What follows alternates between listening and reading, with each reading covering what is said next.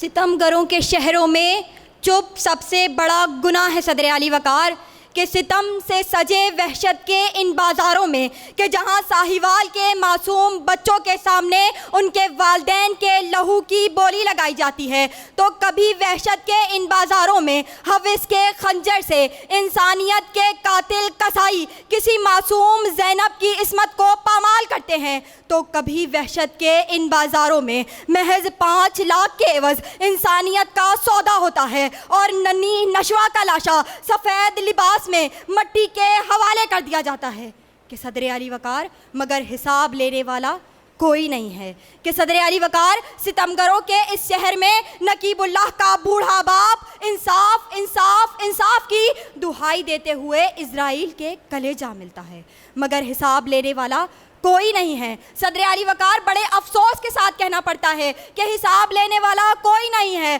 تو کہنا پڑتا ہے کہ کون اس دیس میں دے گا ہمیں انصاف کی بھیک، جس میں خونخوار درندوں کی شہنشاہی ہے، جس میں غلے کے نگہباں ہیں وہ گیدڑ جن سے کہ تو افلاس کے بتوں نے اما چاہی ہے، کہ صدر علی وقار عدالت انصاف کا مندر ہوا کرتی تھی جو آج انصاف کا مقبرہ ہو چکی ہیں، مگر حساب لینے والا کوئی نہیں ہے، تو صدر علی وقار کہنا پڑتا ہے انصاف جو نادار کے گھر تک نہیں پہنچا، یہ سوچ کے سیلاب سفر تک نہیں پہنچا، پرواز پہ تھا امن کا معصوم پرندہ، سنتے ہیں کہ بیچارہ شجر تک نہیں پہنچا۔ اقتدار میں بیٹھے لوگوں، آج امجد صابری کا بہتا ہوا لہو ستمگروں کے اس شہر میں اپنا حساب چاہتا ہے، مگر حساب لینے والا کوئی نہیں ہے، کہ صدر علی وقار ستم کی داستان ہے جو رقم ہوتی ہے تو ہوتی ہی چلی جاتی ہے، کبھی عالیشان محلات میں رقم ہوتی ہے تو کبھی غریبوں کے محلے